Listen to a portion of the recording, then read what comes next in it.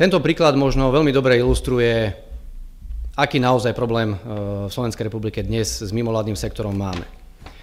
To, že daný projekt bol schválený, potvrdený a hlavne čerpaný v 2023 roku, znamená, že to obdobie vrcholnej moci mimovládnych organizácií a následne príchod Progresívneho Slovenska do parlamentu, kde mnohí ľudia z tretieho sektora našli útočisko v Progresívnom Slovensku ako asistenti, ako poslanci. V podstate mimovládky si vytvorili politickú stranu na to, aby presadzovali svoje vlastné politické záujmy. Odoberajte kanál Politický obraz a nezmeškáte žiadne overené informácie zo zákutia slovenskej politiky. Zaškrtnite zvonček a neprídete o žiadne upozornenie na video. Na tom by nebolo nič zlé, pokiaľ by na to boli transparentne získali peniaze, transparentne pristupovali k politickej súťaži a aby tie veci boli aj verejne overiteľné. Minulý týždeň bola zverejnená správa európskych auditorov. Bol to minulý týždeň pondelok, kde európski auditori kontrolovali Európsku komisiu, Európsku úniu, ak chcete, pri prideľovaní finančných prostriedkov z európskych zdrojov mimovládnym organizáciám naprieč celou Európou. Tie závery sú pomerne zarážajúce a my sme veľmi prekvapení, že žiadne z mainstreamových médií tomuto nevenovali pozornosť, obzvlášť v čase, keď Slovenská republika má v Národnej rade návrh zákona, ktorý má jasne za úlohu stransparentniť a ozrejmiť fungovanie neziskových organizácií, pretože tak, ako je dnes upravená legislatíva na Slovensku, čo sa týka tretieho sektoru, tak môžeme hovoriť o kvalite a úrovni Somálska. Úplne otvorene, je to absolútne neprehľadné, netransparentné a je to jeden veľký guláš, ktorý umožňuje ľuďom s nedobrým úmyslom zneužívať dobré témy, alebo dobré úmysly, alebo dobré ciele, alebo vznešené témy na nedobré účely. Tie závery Európskeho dvoru auditorov sú tri a hlavné a tie si dovolím prečítať. Okrem zarážajúcej alebo šokujúcej číslice, že finančné prostriedky z Európskej únie skončili v mimovládnom sektore vo výške 7 miliard eur, len v rozpätí rokov 2021 a 2023, Európsky dvor auditorov konštatuje: informácie o finančných prostriedkoch EÚ poskytnutých mimovládnym organizáciám sú roztrieštené a nespoľahlivé. Dodávam za seba, netransparentné. Ďalšia odrážka. Lobizmus a činnosť presadzovania záujmov mimovládnymi organizáciami sa jasne nezverejňujú. My sme si dovolili na úrade vlády vo štvrtok k tomu vydať tlačovú správu, kde sme sa prihlásili k týmto záverom, privítali sme ich, keďže ide nielen o slovenský, ale aj o európsky problém a európsku tému, keďže mimovládne organizácie sa v Európe všeobecne využívajú na robenie politiky, na politický lobbying, veď konec koncov vlastne kauza, ktorá vyplávala na povrch Európskej únie, kde 2 miliardy sa použili na lobovanie za presadzovanie Green Dealu, je dnes všetkým verejne známa, čiže ten problém nie je len slovenský, ale je aj európsky. Na počudovanie som sa dočítal v piatok v denníku N so zdrojom v pochybnom portáli webovom Euroaktiv, ktorý konštatuje, že úrad vlády klame, keď hovorí, že závery Európskeho dvoru auditorov v podstate potvrdzujú trend a vôbec tému, ktorú sme nastavili v našom legislatívnom návrhu na čele s Adamom Lučanským v Národnej rade. Transparentnosť je hlavným pilierom legislatívnej úpravy, ktoré sme priniesli do Národnej rady a samozrejme to novum, ktoré najviac boli mimovládne organizácie, je lobbying. Lobbying ako činnosť, ktorá smeruje k ovplyvneniu či už priamo alebo nepriamo verejných funkcionárov na to, aby rozhodovali tak, ako si politické mimovládky želajú. My s týmto máme vážny problém, pretože my tu dnes hovoríme o demokracii a zažili sme obdobie 2023, kedy zlyhali médiá, zlyhali aj tie mimovládne organizácie a jediný, kto sa bil za právny štát, bola vlastne politická opozícia, dovolím si byť adresný v tomto prípade, stelesnená v politickej strane Smer. Keďže sme to deklarovali aj v našom politickom programe, chceme ho naplniť a chceme dotiahnuť naše slova k výsledku a práve preto aj táto legislatívna úprava, ktorú sme chceli precizovať a urobiť ju tak kvalitne, aby našla zhodu a podporu aj na úrovni Európskej únie. Dnes evidujeme tendencie a snahy, predovšetkým lobistov mimovládnych organizácií, aby prichádzali rôzne listy, iniciatívy z európskeho priestoru a marili takú našu snahu stransparentniť fungovanie mimovládnych organizácií a aj upraviť termín lobbingu, pretože to sú veci, ktoré odhalia, kto naozaj stojí za mimovládnymi organizáciami, odhalia, s kým sú v kontakte, na koho vplývajú, v akých témach vplývajú, ako sú financovaní, odkiaľ berú peniaze a hlavne na čo ich používajú. Tie tri piliere, ako som povedal, je to transparentnosť, lobbying a 211, kde neziskové organizácie budú zaradené do povinných subjektov, nám pomôžu aj pri riešení takýchto víziev. Pretože to, že dnes sme si my dali robotu a len z oficiálnych zdrojov sme dokázali získať tieto informácie, za mňa sú veľmi skromné.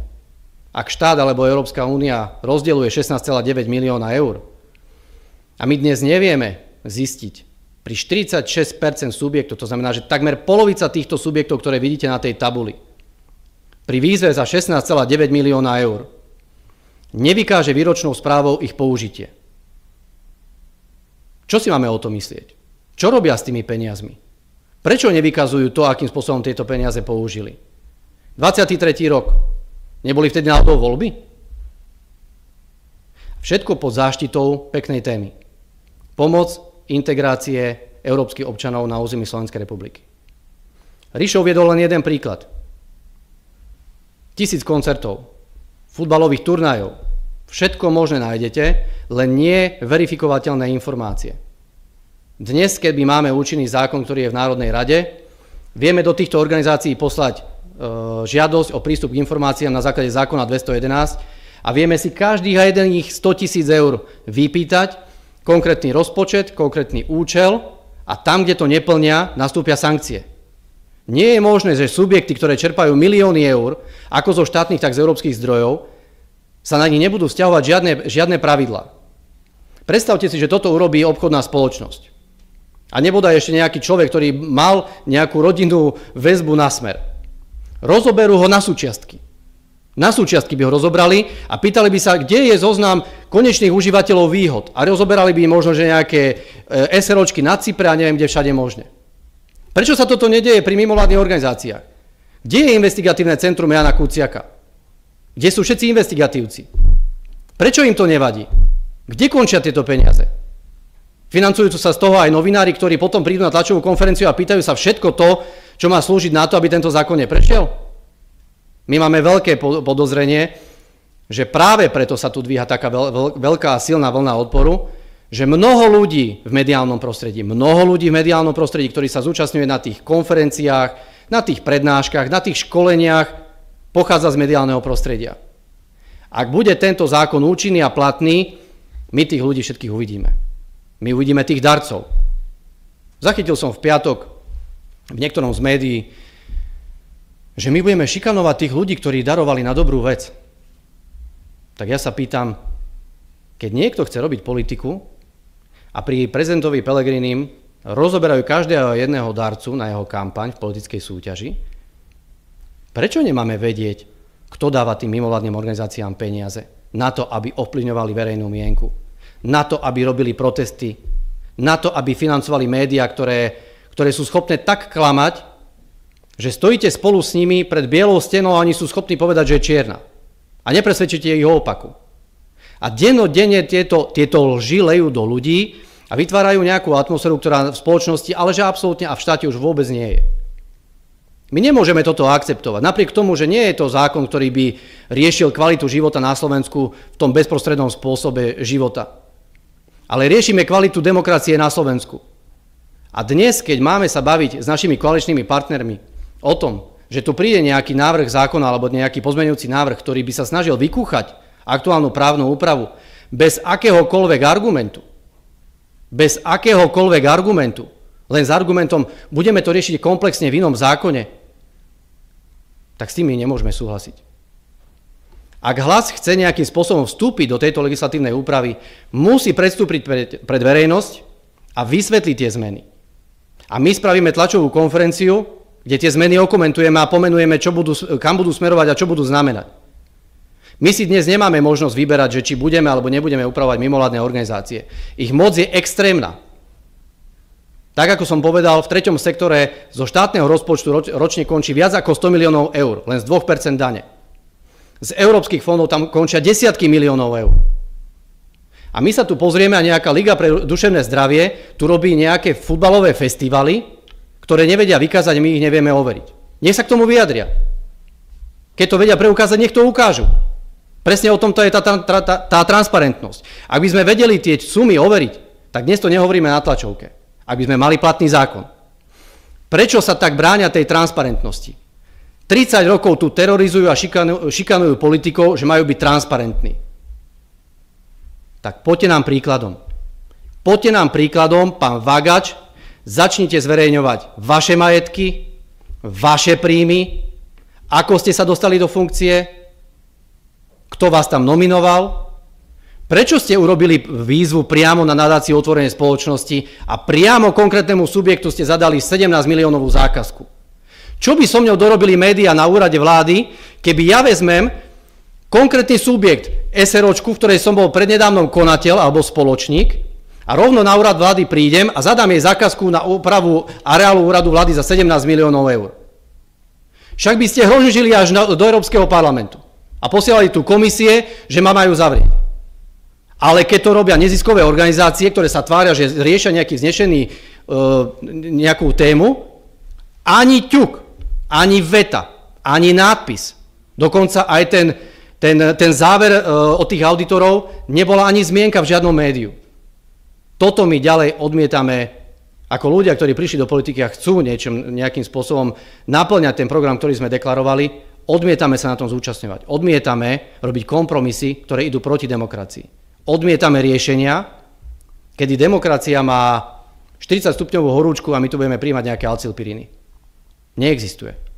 Ak niekto tu hovorí o tom, že lobbying nemá čo robiť pri mimovládnych organizáciách, tak správa európskych auditorov jasne potvrdzuje, že ten lobbying je tam upravovaný absolútne na mieste.